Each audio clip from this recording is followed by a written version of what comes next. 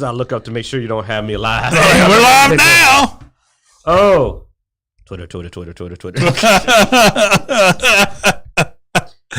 Oh, man. To our game session last night. The guy got drunk and woke up with a little blue bird with a party hat. I was just like, it doesn't matter what your opinions are on it. Everybody's talking about Twitter. So you know what? That's good business. What do they say? Any advertisement's good advertisement? They say. I don't know if I believe that still, but I believe there is a point where bad advertisement can be bad advertisement. True. All right, I'm just checking to make sure we didn't miss anything. Nope, there's nothing out. Oh, man, the story of Solace. Man, that's a comic that Homeboy's making. Greg Burnham's involved in that, I believe. The guys from Tuskegee Air. Man. Tuskegee Air, man, comic book is amazing. I hate that we haven't seen them at an event in a while. I think they're running in a different circuit. Oh, dude, I saw they were going to a lot of the bigger events, man. They've been doing pretty good. Dude, it's good stuff. I still have a signed copy of the issue 1 and issue 2, baby. It's tucked away from my kids. It's like, son, before I go, these. It's right here. These are OG. Before they got big, I got my signed copy. I had to bully him into it. I had to be like, man, sign it. But I knew they were going to jump off. I mean, you know me. I don't collect comics. I got a first and second edition of Tuskegee. I think we got some footage of them signing it too, so we can pull that out somewhere so that we can make sure that make sure it's fully authenticated. You know, boom. That's my retirement plan. So y'all keep going, man. I'm rooting for Greg. I'm like, go, Greg. Groundbreaking. Come on, I need you to make it, man. Yeah. Gonna pay off my house. All right. Oh, I guess we. So censorship? No, not that. Not Twitter. We're not going to that. We're video games. Yeah. We're on video games. Well, we got to do introduction first. Welcome to Dicejunkies. I'm Xenodamus. I'm here with Q. There you go. Would you believe we've been doing this for like 4 years? Oh, man. We still can't get the intro. This takes me back to the first days when you used to really jack up the intro. Yeah. Those were good. Oh. We weren't live then, though, so. Yeah, but we did. I think we recorded it, though. I think we got to put up our. We'll put it on OnlyFans. Oh, I've deleted a lot of that now. I ran out of hard drive space, dude. Remember? Oh, yeah, you're right. This stuff's a lot. Don't worry, he still screws up. We get him live now that we're on YouTube, though. Now that we're like YouTube streaming, you get to see him live screw up. All right, come on, roll in a segue out of that. Yeah, you're a screw up. Speaking of screw ups, Japan. All right. That was a good one. I tried to throw him under the bus. Japan decided to tell the Callisto Protocol that it needed to censor its shit if it wanted to be in Japan, and they said, "Screw you, Japan. We're not going to do it." I mean, if you need to move your subjects, maybe Japan needs to screw itself a little more. They're losing a little more business. Well, think about that. Those two kind of run together, don't they? True. We may move that to the next subject. But I respect them on that because the game is meant to be. We've given people props when Sony's tried to censor them and they told Sony to screw up. Yeah. Now we'll say. Violence is one of those weird things that the U.S. has always taken a lot lighter than other countries.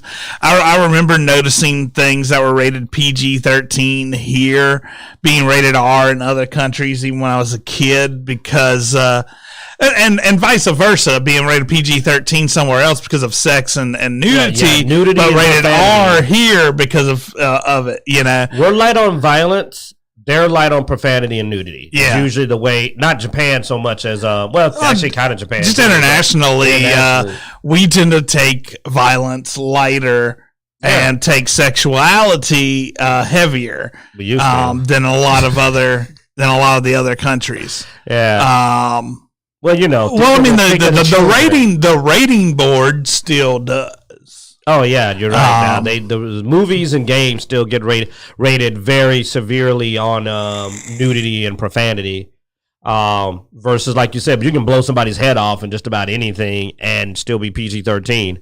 I mean, the Black Adam movie, most people felt it wasn't even worthy to be PG-13, and he's killing people. He rips, he's tearing people up, and they're like PG-13. But if he had dropped a few F-bombs, more than one, he would have been rated R. Like 2 F-bombs is a rated R. Now the ESRB, the game rating systems have taken blood into account more so than our movie rating system, I think. But I mean, they've never said no go. They've just, this is rated. This is rated mature. Once you get into mature, though, you can literally have like hostile.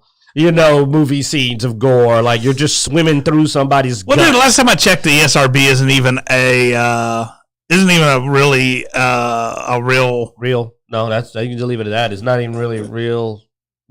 No, I mean it's so like the rating system for movies and so forth. It is regulated, where the ESRB isn't really regulated. It was something that we came up with because we didn't want video games to be regulated.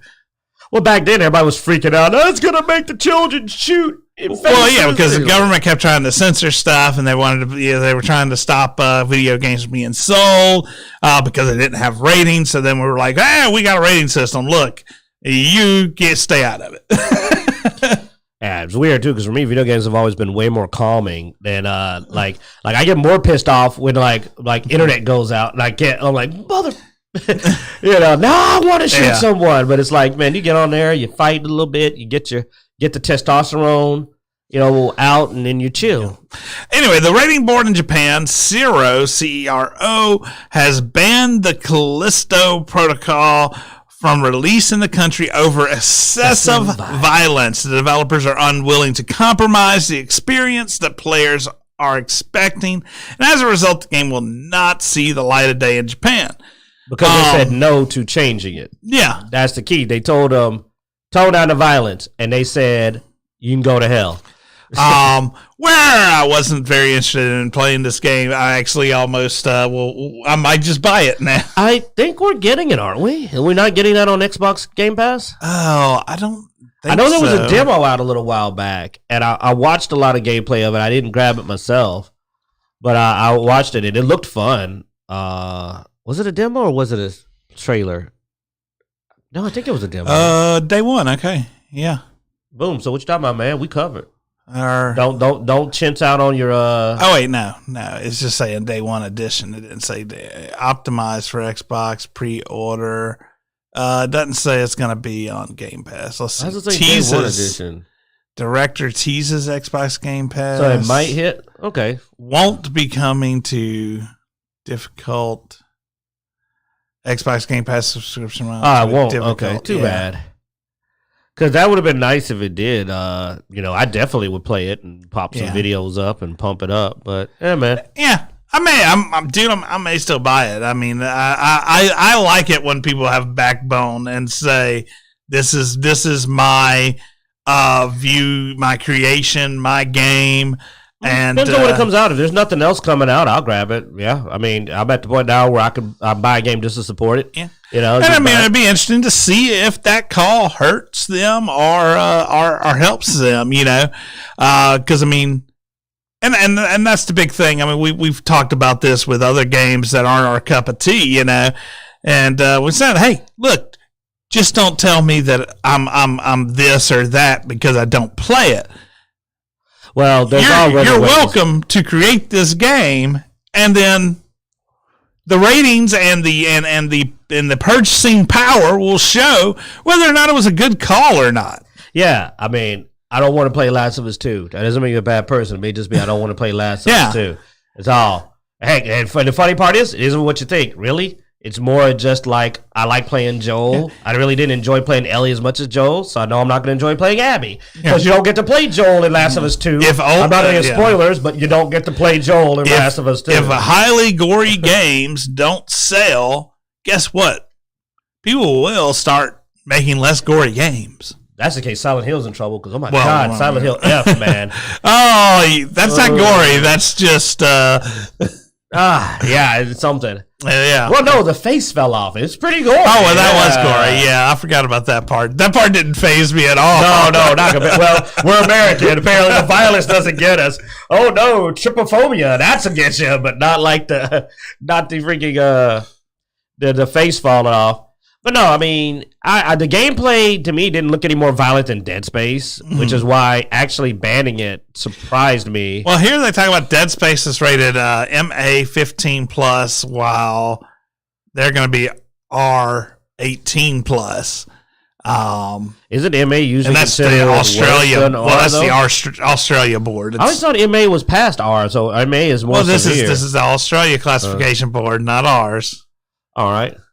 But I mean, if it's just for violence, here's the thing, though. Already, we don't have this many categories, man. True. Well, when I was E, yeah, we have like E, teen, and adult, and that's it. It's like ETA, sucker, and we're done. Yeah. But the main thing is that when I was watching this, the person I was watching talk about it was of Asian persuasion, and they were already advising people on how to get the game. Well, yeah, they were already like, buy yourself an American Xbox and you can get it. Pretty much, they're like, I think it said you got to buy the system and then you can order it. And you know what I think that they should do? If Callisto Protocol, I know you probably don't watch it, but if you hear me, devs out there for them, go ahead and still put a Japanese language option on it. Go ahead and still get the voice actor. This far ahead, they may already have. They may already have it. Put it out. Keep it in the game so that it can be bought on the side. Now, I would do that just out of spite. I would keep the Japanese language option in the game, fully voice acted, just so I can sit up there and see how many copies, you know what I'm saying? And just like copies are being sold. It's just like, oh no, we were banned in Japan. I mean, I think this game is also coming out it's coming out to PC as well. So, with it coming out to PC, yeah, I mean, it won't be that difficult. Not at all. It's very easy. I mean, what do you need, a VPN, and you can just order it? PlayStation, Windows, and Xbox.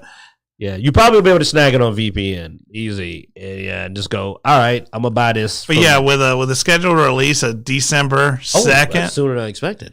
That's, there's no way they didn't already have, the language packs and all that. That's a month away. Now, whether or not they had it voiced or not, I don't know. I mean, they may or may not have had it voiced. It may just be subtitled. But either way, if they have it, it allows Japanese players who are not bilingual or who prefer their own language to also get the game.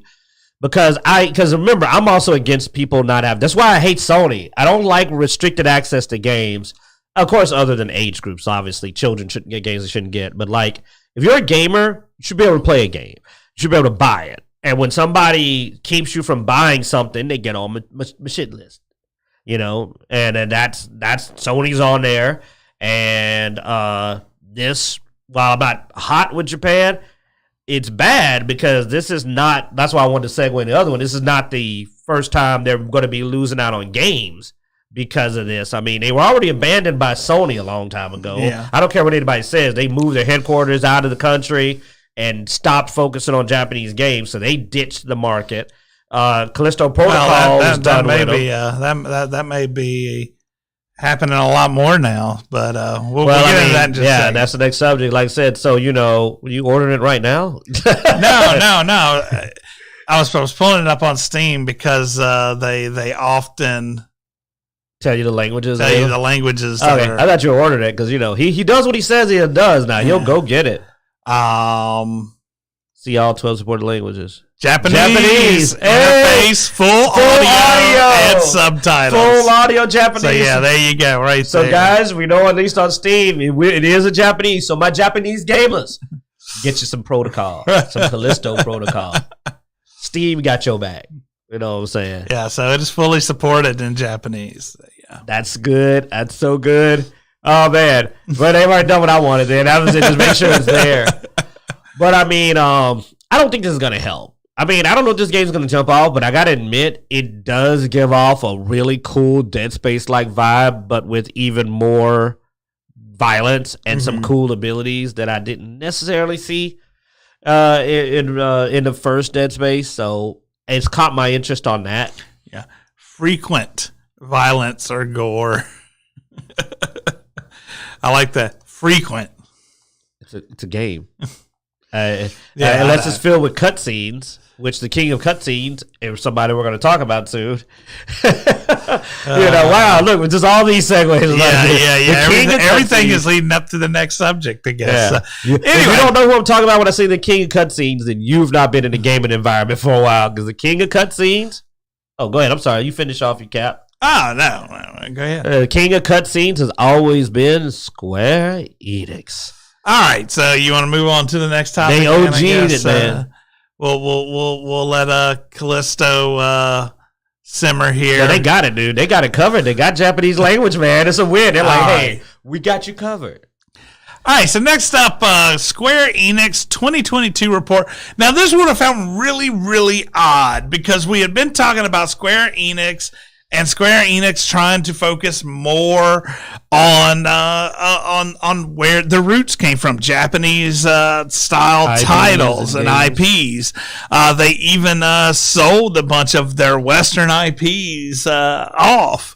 But apparently, a recent report by Sony, by Square Enix. Sorry. Oh my God. No, this may have been why Sony left. Like, who knows? Maybe Sony moved Western a long time ago because they already caught what he's about to go over.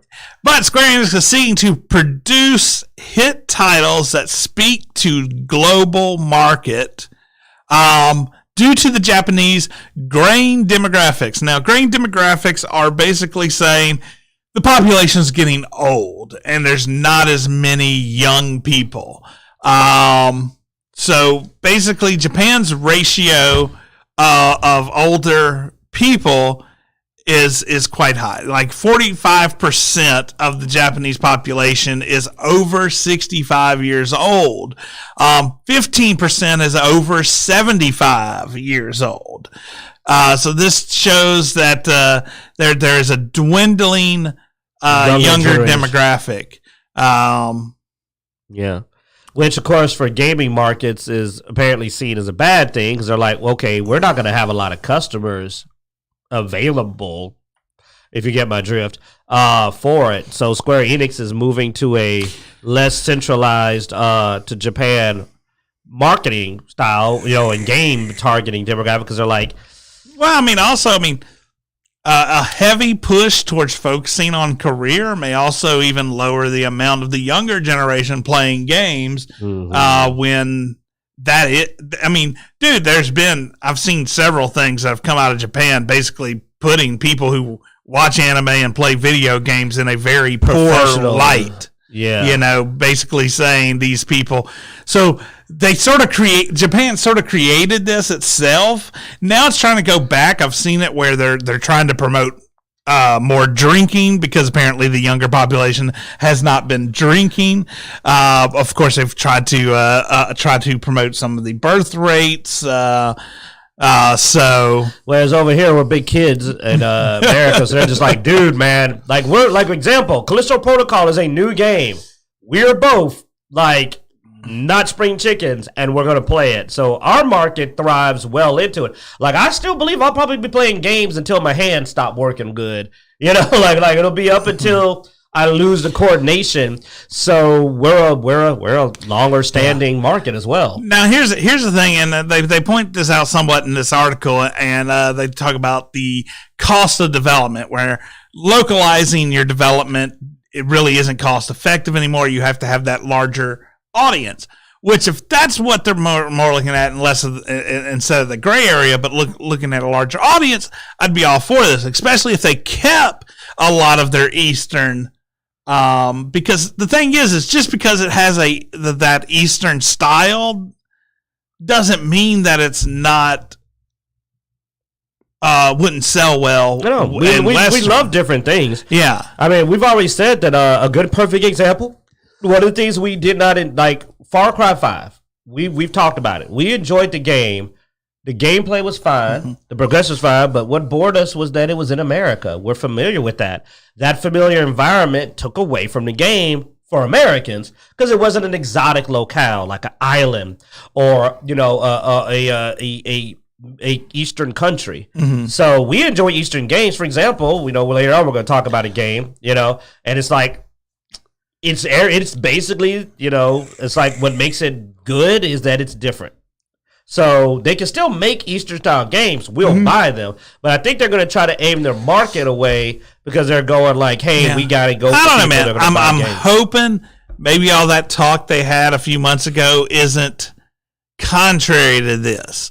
Maybe they will still keep focusing on that Eastern style, but maybe do more marketing internationally. Yes. And if that's what they're focusing on, then I would applaud them. Now, if they're just going to try to go more Western style, that's going to be I don't think that's going to work. Plus, you're out of your wheelhouse. It's going to be hard to beat Western game devs and Western gaming.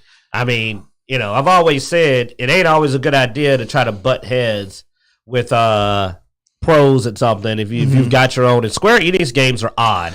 They fit in their own niche, and I hope I don't see them because honestly, one of the reasons I didn't like some of the later Square Enix games is because they went really Western, and you could tell that they were getting more and more heavily influenced. I mean, honestly, if you want to sell Eastern games internationally, what you need is not to change the style of the game. Just go in there, do good translations that are correct.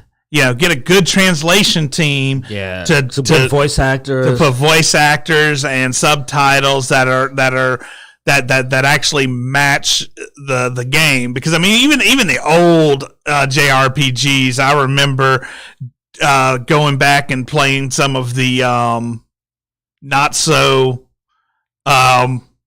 kosher, not so good fan dubbed stuff. Oh, yeah.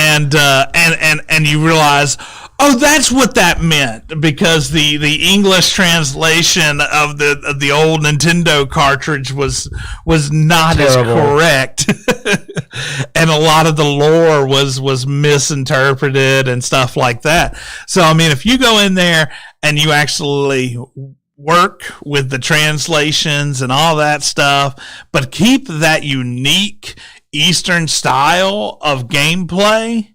I mean, I love JRPGs. JRPGs are still, I know you've gotten away from them because you're more action RPG. I can't do turn-based. But so I want to play Persona 5, but I just can't do the turn-based. But I mean, I'm still a huge fan of JRPG. I mean, I loved when Like a Dragon did the JRPG style Yakuza game. I mean, I wanted to play it, but I couldn't do the turn-based, man. I tried so hard. I just I can't.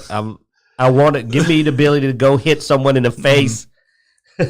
So, if that's what your plan is, then I will be happy to see that. But if your plan is to try to go and get away from traditional Japanese development game style wise, I don't know, man. I'm not very excited about that. But and like I said, the main thing is that it's a tie-in of it's not looking good for Japan gaming at the moment. I mean, other than Nintendo, man, people are abandoning ship. Well, I mean, once again, for a busy lifestyle, Nintendo is something you can play on the go. You can tuck it away, So it's sort of a weird predicament to be in, but I mean, it's usually a pendulum. I see it's going to swing back, and no, I mean, they're making Nintendo's kind of carving out its own niche. I mean, maybe Japan will be pure Nintendo land in the future if they keep targeting just that right level of games for the people that they're going for. You know what? Good for them, because my main thing is I want gamers to have access to games. And games that they're going to enjoy. That's what I'm all for.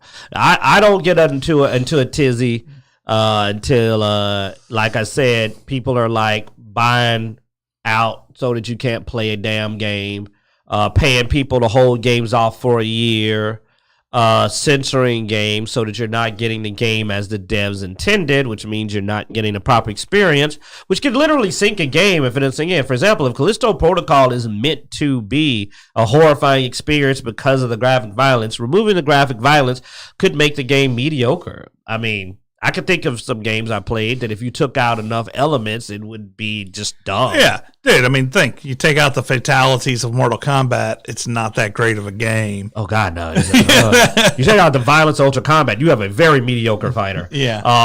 Sorry, but it is true. Like I just visualize it without the blood and the violent moves, and I'm like, you know what you've got? You've got a really lame game.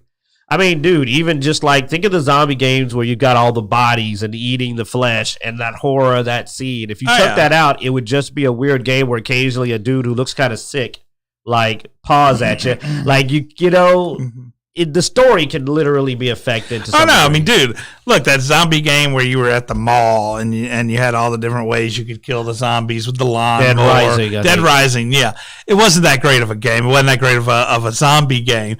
But because of the cool ways of over-the-top violence towards zombies, it made it fun. Yeah, but dude, Dead Island, like the way they took that beautiful resort and turned it into this zombie apocalypse and the tragic violence. You know what I mean? It was a dark game. If you don't remember, Dead Island was dark. And that darkness played into the idea of you going, yeah, you know what? Zombie apocalypse aren't fun. You know, like it actually kind of sucks. I don't know. Dead Rising made it. Zombie apocalypse are sort of fun. Yeah, man. Make yourself chainsaw hands and run around going, wee. But, all right. Oh, speaking of games we love, Bethesda is on their 25th anniversary for Fallout. They've been doing a crap ton of stuff apparently in Fallout 76, which I've long gave up on. But on top of that, something they sort of snuck in underneath all the Fallout 76 news is Fallout 4 is going next gen. Apparently, they're going to release a updated next gen version of Fallout 4, and supposedly it will be a free update for all previous owners of Fallout. So all the Xbox Series X and PlayStation 5 users will get that next gen upgrade. Windows PC systems will get that next gen upgrade, all for free. Now, where that's cool, and I'll probably pull out Fallout 4 because I'm a sucker. And I just want to see it with all the stuff because my PC can't run the mods that well. And well, we're gonna fix that, man. That's on the go. But it couldn't run it at the higher ends for graphics, so I can play it on my console and get the full, upgraded gameplay. Of course, if I upgrade my PC before this comes out, then screw that, man. Well, this is coming in 2023, so you should be up. Oh no, we're gonna do that in a month. Yeah, we're planning to upgrade my PC like November. But where I think it's cool and everything, I sort of, in the back of my head, I'm like, you could have spent that time. I was going to say, give me that, man. No, I'm telling you. You could have spent that time on that next game, man. You beat me to, I was just going to say, so how much time you think this cost us off of Elder Scrolls, man? I mean, I'd rather you be in there trying to get those, I want realistic fur on my cat. I mean, I said the same thing. I said the same thing with every new release of Skyrim, so I'm going to say it with Fallout 4, man. Every time they do something, you think like, so Elder Scrolls 6. Fallout 5. We better hope we still have eyesight because I'm going to be playing out with bifocals. All right, then. So Fallout. No, man. I want Elder Scrolls. This had to cost us some Elder Scrolls 6 time. I'm sorry.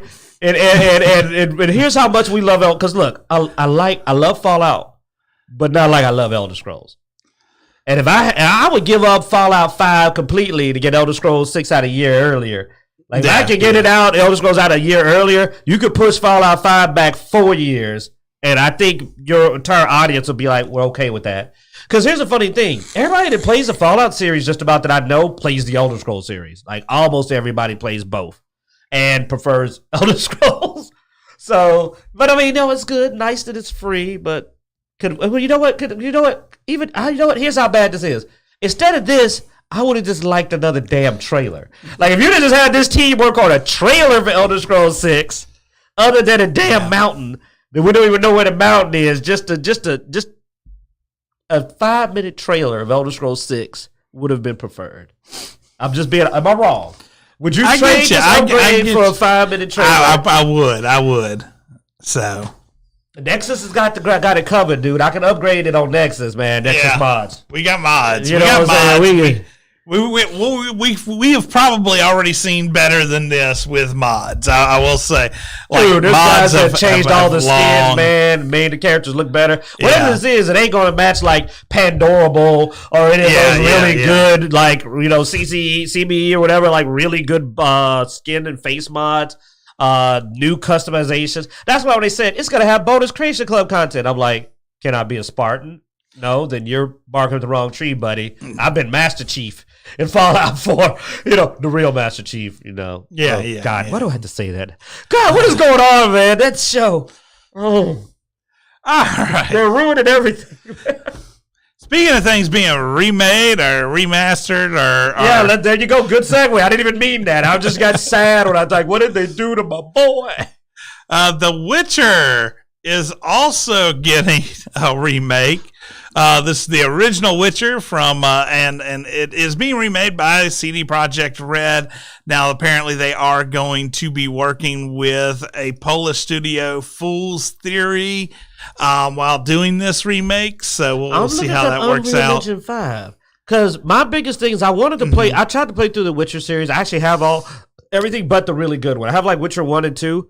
That gameplay though is a roadblock. It is a roadblock. I actually would like a fresh start with a better combat engine because I want to know the Witcher world. I feel that it's a really interesting story, and if you could get that to an updated gameplay style, I would buy this. I will say, I heard, so by the time I was introduced to The Witcher, Witcher 2 was already out, and so I went back to The Witcher, the first Witcher, and I tried playing through it, and I couldn't do it. I got a ways, and then I just watched the rest of it on YouTube. I should have did that. I need to go do that, because that game was painful to play, man. Yeah, no, dude. I caught up on that story through YouTube videos, because I was just like, this is painful. But then I see The Witcher 3, and it looks really good, and I'm like, but I'm such that's where my OCD comes in, though. I won't play The Witcher 3 if I haven't played 1 and 2. And I watched, and I bought Witcher 1 and Witcher 2. I played both of them partially. Then I watched the rest of them on YouTube. Then I played Witcher 3, and I did enjoy Witcher 3. Witcher 3 looks good. So, well, you know what? I don't have to worry. They're redoing it, so I'll just follow the news. But I will probably go back and replay Witcher 1, or actually play Witcher 1. Yeah. And collect some cards.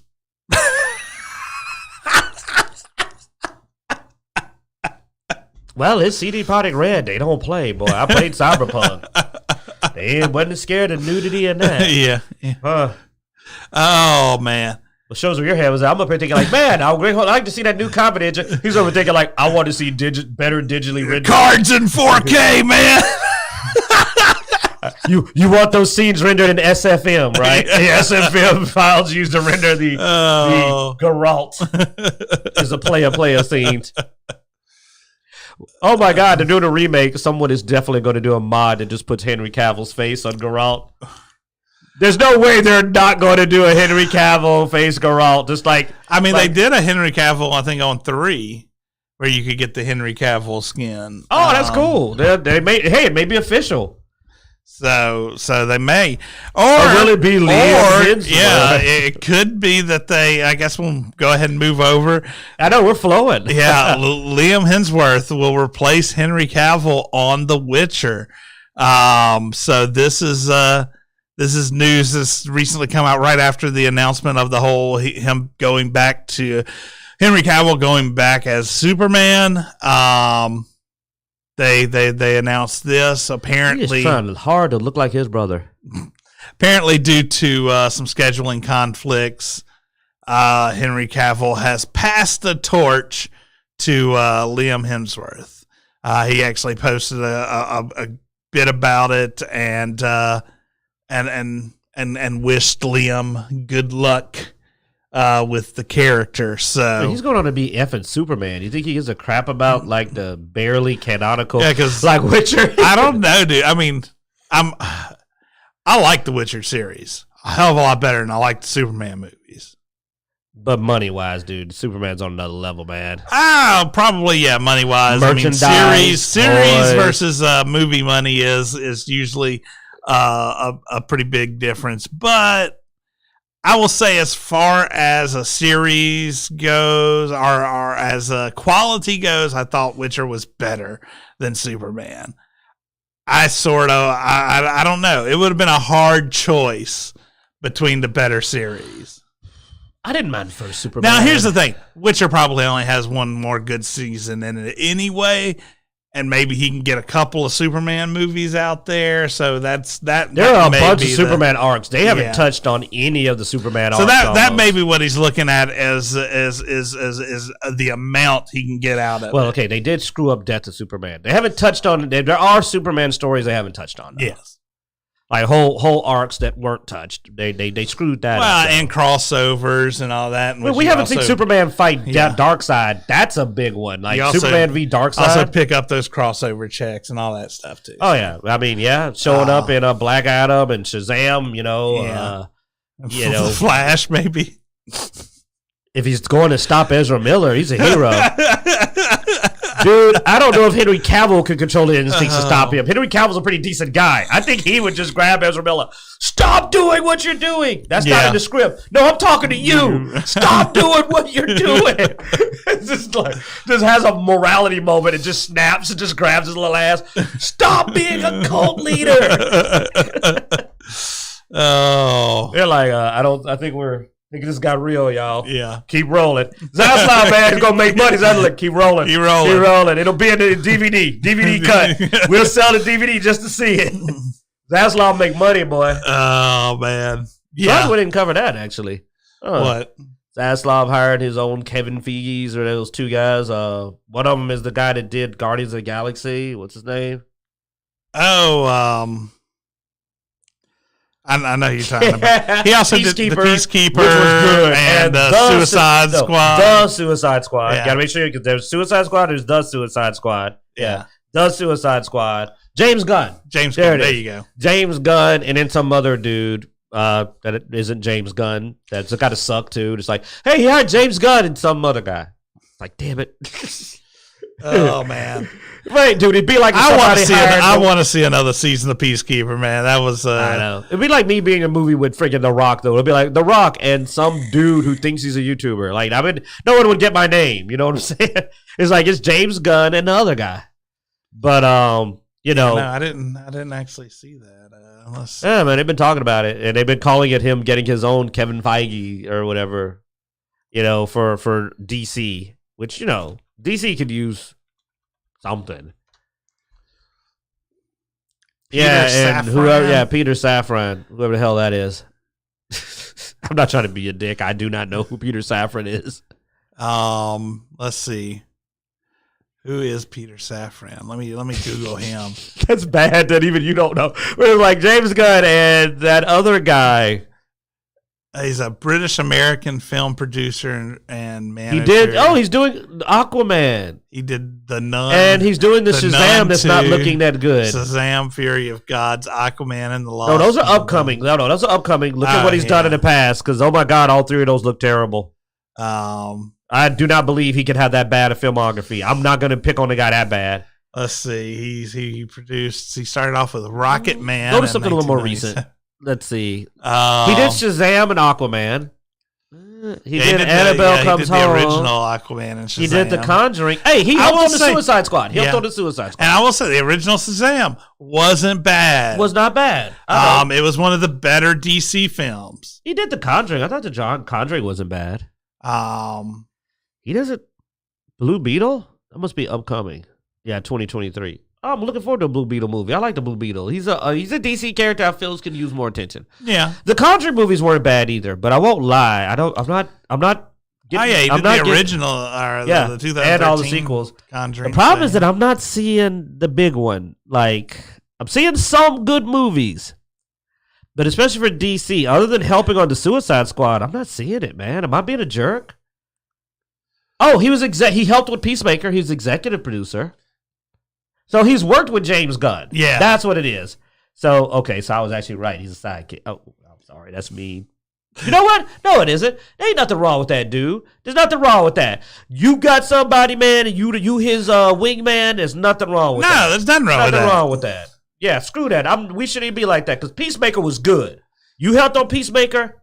I take it back, man. I'm looking forward to your work because Peacemaker was good. Peacemaker was good. I'm hoping, and the Suicide Squad, you watched it. I still need to sit down and watch it with you, but you said that it was a lot better. A lot of other people said it was better than the first one. So I'm optimistic. I'm going to be optimistic. No, the Suicide Squad, I thought they did really well on that. So yeah, no. I mean, no, that's a lot of times, man. When you working, if you work as a good team. He did Scary Movie. I like Scary Movie. I actually like Scary Movie. I thought it was funny.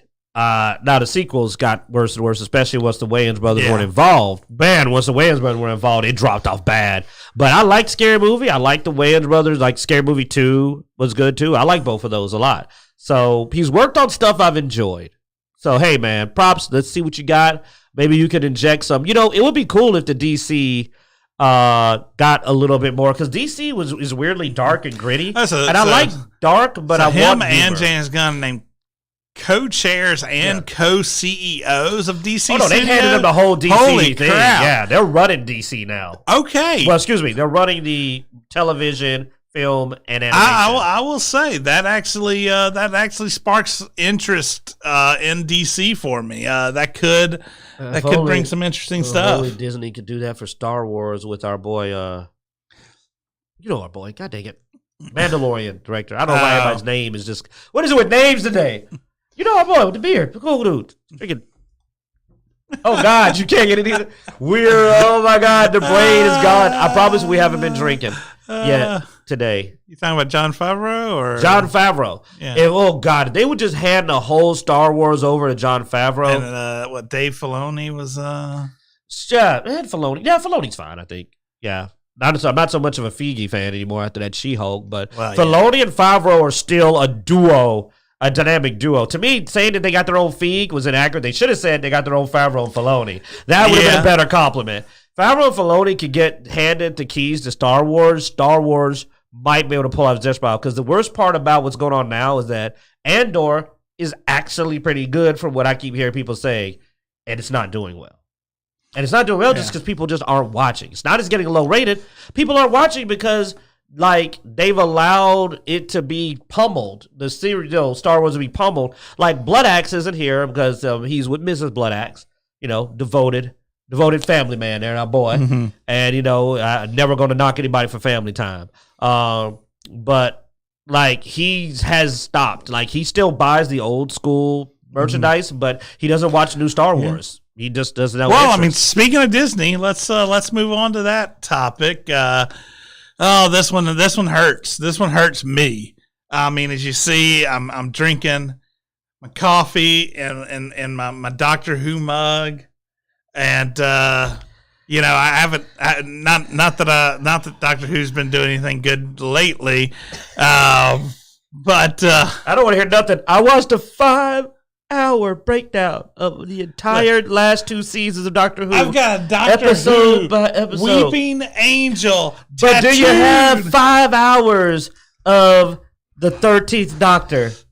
I watched like the first half of the. Yeah, you made me. We watched that first. Oh, that Rosa Parks episode was so bad. Oh. I can't believe you made me watch that. That was terrible. Anyway, so apparently that train wreck is now going to have Disney's hands up in it. Disney Plus has gotten the rights for streaming of Doctor Who, but also in that, it also mentions that Disney will be involved in the production costs of Doctor Who.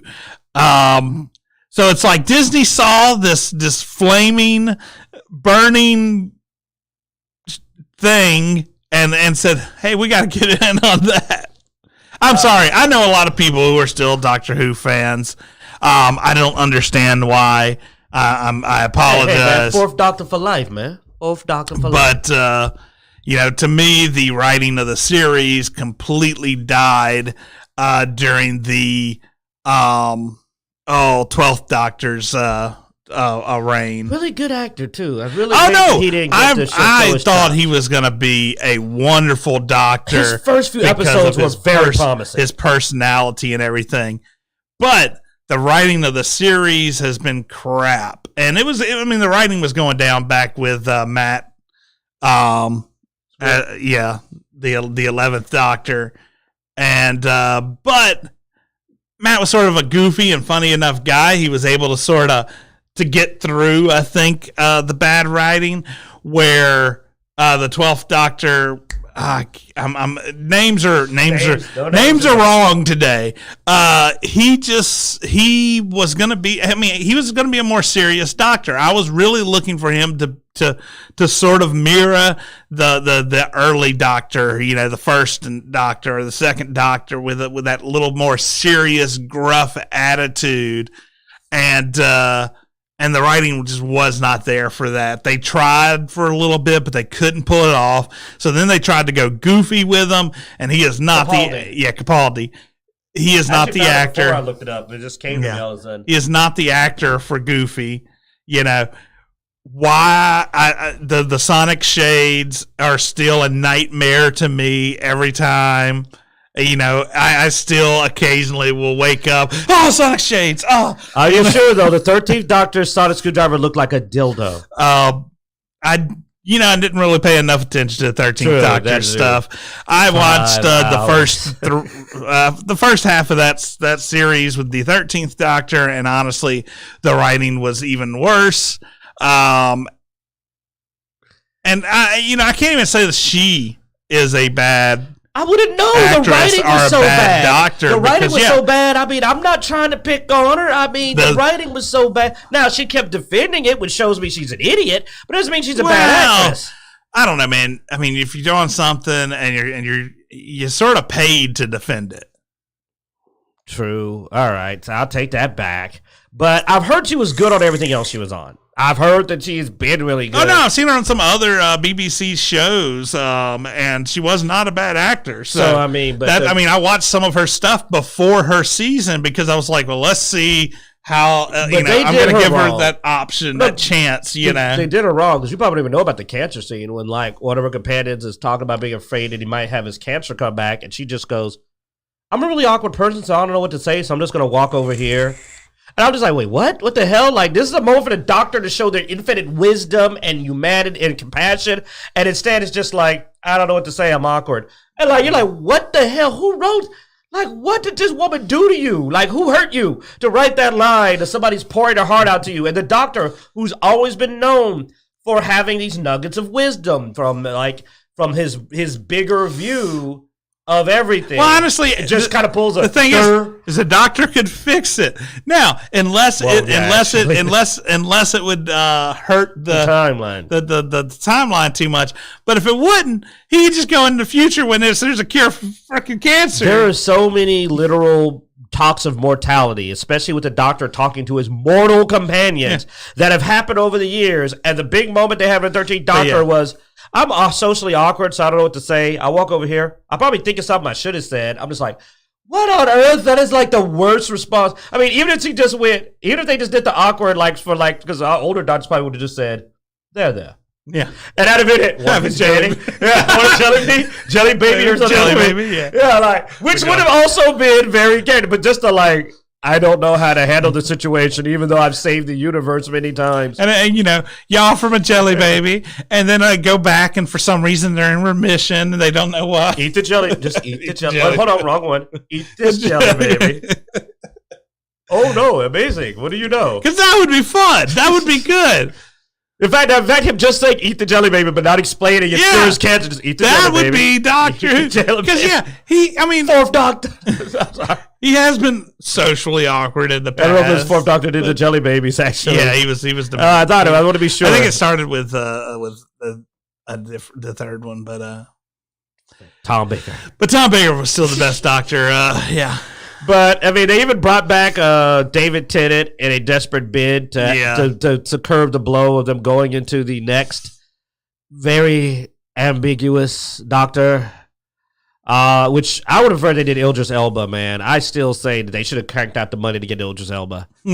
Idris Elba would have drawn people because he's Idris Elba. Yeah. And I believe the director would be scared to give him a stupid line. I believe Elba would be like, "What do you want me to say? What do you think you should say, Mr. Elba?" "I think I need to say this because that doesn't make any sense." "Yes, sir. That's right." Oh, God. He pulls some Henry Cavill. Yeah. Oh, no. Yeah, I love that. I heard of The Witcher and Henry Cavill had the book. He would pull it out and go, "That doesn't match the book." Dude, Henry Cavill's the best, man. I've become a big Henry Cavill fan just because he's devoted to the material. Just like The Rock. I've got a lot of mixed messages on if Black Adam is good or not. But what I do know is that he campaigned to get Henry Cavill back as Superman. So if nothing else, props, man, thank you. Because I think he's the best Superman we've had in a long time. I've heard pretty good things about it. I'm going to have to go watch it. I heard it's a dumb action flick, which is not a negative thing to me. I'm like, it's Black Adam. Should be a dumb action flick. Now, it does not match the oh, hell no, not at all. Well, he's not even the villain. I heard it's a good movie. I mean, they changed that very messed up part of his past. Yeah. If you know Black Adam's past, how he got his powers, I'm like, I was wondering if they were going to do that. Like, is he going to do that? And it's like, no. Oh, man, that was pivotal to the character. Like, the first big thing he did was cold-blooded. So while this episode has been flowing pretty well, our last topic we didn't have a good transition to. So we're going to break it up with a random encounter. Let's do it. It's funny though, nobody turned in to watch Doctor Who, but everybody went online to watch Jodie Whittaker die. Oh, it's true, man. The clips are everywhere, man. I've seen so many clips of her lighting up, and I'm just like, y'all guys are assholes. You could at least watch the episode to see it. Let's let her get that, dang. Pull up even I'm not that big of a jackass, like if I was gonna watch it, I'd tune in and watch the episode. I mean, I'd skip. All right, so random encounters where we roll a die to the camera isn't pointed at that. I know, I was loaded over there. I was going to just pull up that right there, the list, and you can go ahead and roll and let us know what you get there. It looks like a 12 Trek Wars. Oh man, we're doing Trek Wars without Blood Axe. It just gets them upset. Yeah. Which franchise has the best library of alien races? And which alien race is your favorite? That's not in the same. That's two different things. Dang it. My favorite alien race is one of only two aliens within its franchise. Because, I love the Yautja, the Predators. Uh-huh. But best library? Best. The interesting thing? I'm going to get in trouble. So this is between Star Trek and Star Wars. I know. Which has the best aliens? Let's be honest.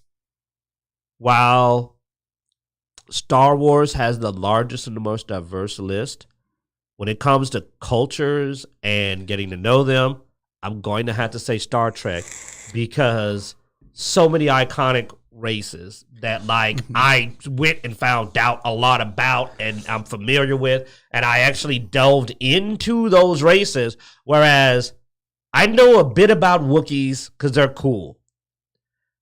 I know a little bit about Hutts. That's it. I don't know barely anything about any other race. I know they exist. I know the Twi'leks have a messed up misogynist society. That's about it. And that's about all I know. Whereas, we can talk about Cardassians. We can talk about Vulcans. We can talk about Ferengi. We can talk, obviously, about Klingons. You know what I'm saying? We can talk about Romulans. Oh, my God. Villain race. The Borg. You know what I'm saying? The Q. Every one of those races I just mentioned, you all know who the frick I'm talking about. Every one of those. You know who I'm talking about. That every one of those races. You probably know a lot about them. So I have to go with the one where I actually could talk about it beyond, surface level knowledge and have a real talk about their culture and how interesting they are. And what was what's his name's race? Was it Odo, the shapeshifter from Deep Space Nine? Like his race. The more you found out about that, they were fascinating. Well, and that's the thing. I was going to go with Star Trek. Just honestly, it has more races than Star Wars. Really? You got to think, dude. Now a lot Star of Wars is catalog is 100+ races, man. You think? I used to play the game. I played the tabletop game, and their catalog of races. Now, but Star Trek, obviously, they would do a race that would only show up in one episode. You got to think, because they traveled from planet to planet. They'd find a new race, and they'd do a whole episode about that race, and they'd move on to the next planet. You never hear about that race again. Well, I was going by was at least they had you could find something on it. I was basically going by that. Okay. You go to Star Wars, they have fleshed out in their literature a lot of races. Yes. But I mean, Star Trek, I mean, it was a constant introduction of a new race. And I mean, they all had their own culture, like you said. We got to see them interact, though. They were real. They felt more real. You saw them interact with other races. Because they got that episode that they were the focus. Yep. And also the main races I mentioned instead of just being a background character. Also, the ones I mentioned are all part of the story. Then you got the ones that are part of the story. Whereas, much like the Wookiees, they've never been a major part of any Star Wars story as a people. They don't really flesh out these races and show them interacting. How do other races view the Wookiees, other than how the Transdoshans and them have a conflict? But you don't see that. They don't mesh the races together. Yeah. Star Trek meshed them together, or like you said, they would do it one episode, but that episode would be about this race and what they're about. Because a lot of them were more primitive races, so they didn't. They had their planet. That was it. They're like us now. They had their planet. And you still flesh out how that race and society was, because that's what it was about. They introduced them as a complete picture, even for that short period of time. You even usually learned about their sexuality and stuff, because, well, you'd learn a lot about them. Oh, you go way back. You go to OG content. Yeah. You learn that they had the right part. Yeah. But when you get into Next Generation, which is about exploration, and they delved into the races and gave you a bigger picture, you got also, I'm gonna lie, big advantage, TV show. You got to see and hear these races move and how they talk and how they act. So when you go by that, that's got to be the winner, because I know more people are familiar with the Trek races than the Star Wars, because we only see, what's his name, Mon Calamari, he's a certain race. He's the only one I know of that whole race, and I don't know anything about it. You know what I'm saying? The Gungans, we only saw a little bit, and what we saw was terrible. But you see these races, and you don't know anything about them, and then you got to go look into it, and I'm like, introduce me to the whole race, man. Make them stand out. Make an impression. Yeah. Make an impression. They didn't make an impression always in Star Wars. Everybody remembers the Tribbles. True. Everybody remembers the Tribbles. Like I said, man, there's iconic characters for these races, but you also met their whole culture. It's a big thing. I mean, I don't know if anybody speaks any of the Star Wars languages, but I know that people speak Klingon. Yeah. And some people speak Vulcan. That's kind of the winner. I mean, that's if you don't have to like Tolkien, but god dang it, people speak as Elvish. You know what I'm saying? That's a win. When people learn, when there's a language and people bother to learn, they have Klingon weddings. Who won? They have Klingon weddings. I haven't seen a Wookiee wedding. It might exist, but they have Klingon weddings. I mean, Klingons are probably one of my favorite alien races, dude. I mean, I do not speak Klingon. I am not that big of a nerd. But I mean, I like that the mentality, it's sort of the same reason why I like the big dudes in Mass Effect. Dang it, I was just thinking I was going to go honorable mentions, Krogans. Krogans, yes. Rex. Yeah. Rex. So, I mean, I've always had an interest in that, I guess, that war mentality race, so. I mean, combative races appeal to the masculine mentality, man. We like it. Your warrior cultures are cool, but warrior cultures with a sense of honor and their own code. They had a very interesting code. Yeah, because that was honorable mentions. I like the Yahucha, but I will admit that although I like them, it may also be a little bit of absence that they don't pop up as often. The Krogans, man, in a series of just 3 games, became one of my favorite alien races, period. I won't lie, they're another one that's I love the Krogans. Yeah. But no, Trek beat Star Wars because of the material. You could go look up the episodes to watch to find out about a race. And you can go watch that race. You can go watch them talk about it. You can go watch that race fleshed out. And Star Wars, I got to dig, and I got to go by what somebody says about them, because there's no example for me to go by. Now, this is, I guess, a bonus. But out of those races, the ones I think they did the worst job on that had the highest potential, to me, is the Borg. I thought the Borg could have been so cool. But they sort of the Borg was incredible. Now later on they got kind of stupid. But they ruined them. Yeah. Oh, you're talking about once you get past Star Trek Next Generation, they started messing ruined the Borg. You know, I was and Borg would have been in my top if the Borg did not need a queen. Yeah. Of course, from what I understand, they sort of ruined the whole thing. Yes. Everything. Yeah. Picard ruined everything. But they ruined Vulcan. But they ruined the Borg way before that. Yeah. They started ruining the Borg before then. All right, last topic, guys. And this is a real quick one, but we've talked about this for a while. I played the demo. He played the demo, and that's Wolong Fallen Destiny. Finally got a release date. It launches March 3rd, 2023. Are you getting it? I mean, you played the demo. Are you getting it? Well, I mean, is it hitting Game Pass? I don't know. We got the demo. Is that your answer to everything? Can I get it? Well, that lets you know how good Game it was. Pass. Okay, let's give you a genuine breakdown of the game. Okay, Wolong is Souls-like. It's Eastern Elden Ring, except it's inferior to Elden Ring. I enjoyed it, but it has the common jankiness that you get from Souls-likes, where the combat isn't tight. You know, there's way too many times. A lot of Souls-like games, you will play that game, and there'll be a lot of times you'll be annoyed because you'll feel like something, you'll be like, I don't know, didn't feel like that did what it's supposed to do. That happened.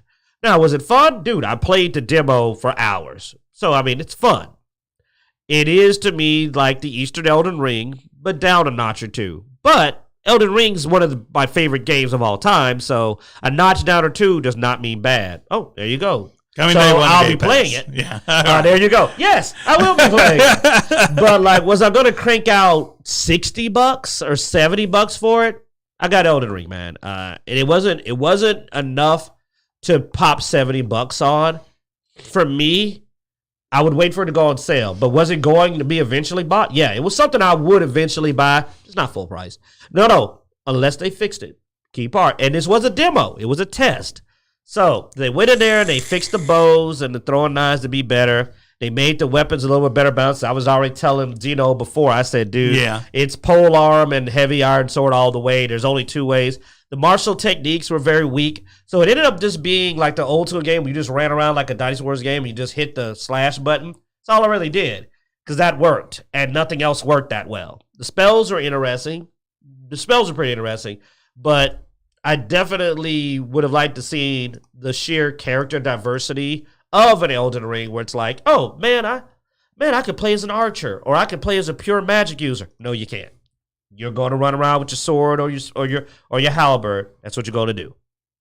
So right now, there's two character concepts. There's halberd and there's heavy sword, and those are the ones that work. You can try the others. You can be like an Elden Ring, the guy who runs around using a punch weapon because you're a badass. But for the rest of us, you're going to play what works. And right now, what works isn't as diverse as I'd like. But the characters were cool. The artwork was really good. The boss fight was awesome. Thank God I didn't get any piece of Lu Bu. I think I saw some people playing Lu Bu, but I guess that may have been further in the game, or maybe that was a special demo. I didn't get to it. I fought the first boss, and he was pretty decent. It was a fun fight.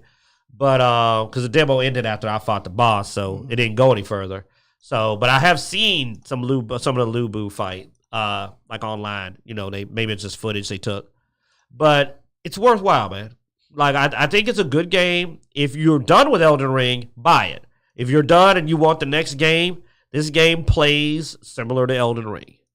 Now, like I said, not exactly as tight, but in a lot of ways, looks better. I mean, Elden Ring does rotted, decayed worlds. This is not the case. It's a beautiful landscape, interesting enemies. Humans have faces. They're not like half desiccated corpses. You have battles with real warriors. So, you know what? I'm going to change my opinion. I put it on par because it makes up for the weaker moves and not having as much diversity of character by being, in my opinion, a prettier game in a lot of ways. Don't get me wrong. The locales in Elden Ring are gorgeous, but it is very dark and desiccated. Look how beautiful that horse looks. Now, in Elden Ring, that horse would be like a corpse. And that dude would be a corpse. And all these guys would be like desiccated corpses. Like, it's a very dark, miserable looking game at times. Now, this is a game I love. This game's pretty. It's very pretty. Now, all this ain't in there yet. I don't know where the hell that came from. That went in the demo. Well, okay, that was. The Firebird that was fun. But like some of those other locales you didn't go to, this is where the demo takes place, the mountains. But it's a beautiful group of mountains. And some fun fights. There were corpses. There were some corpses, but there also were warriors you fought. So I think the game is going to be pretty good. It needs some balancing, but what doesn't? And it was a demo, which is what it's for. But if they put polish on this could be a real contender for Elden Ring just because of the diverse environment and play style, which was very nice. Like, I mean, the boss fight was fun. I had a lot of fun with the boss fight. And the tigers, woo, those tigers. They're so the bitches. Anyway, those tigers are interesting to fight. I kicked their ass. I hunted them tigers. I got my revenge. I got that fire. That looks pretty badass, actually. Oh, no, dude. The enemies are better. The enemies are way better. I won't lie. I enjoy the enemies in this game way better than the other. Okay, that action, though, where he was able to dodge that come around with the behind kick. I don't know how the fuck you do that. I couldn't do that. Oh, wait, no. That might have been the counterattack. So, yeah. By the way, hard to do. This is dark. Okay. It's not easy to parry. It's going to tell you now. It's not. But you know what's cool, though? You can up your parry window. And I like that. You can up your parry window. Okay. Yeah. It's a stat. It's the water stat ups your parry, I believe. So I think you can improve it. But I went raw offense, dude. I went fire sword. Was that multiplayer? Cool. But I went all raw fire sword. That's probably the one downstairs. But yeah. I think it is supposed to have multiplayer. But it's a beautiful game. I mean, and the demo was a good start. That boss was rough. That is actually in the demo. But was there room for improvement? Yes. But now that I'm stopping to think about it, it's a good game. No, it's a good game. It's worth the buy. If they patch up those, especially if they fixed a couple of issues, then it will be an amazing game. It'll be on par. It'll be the best game I played since Elden Ring. If they can patch up, I want my bow to work a little better. I want my martial techniques to work a little better. But this is a good game. Definitely playing it.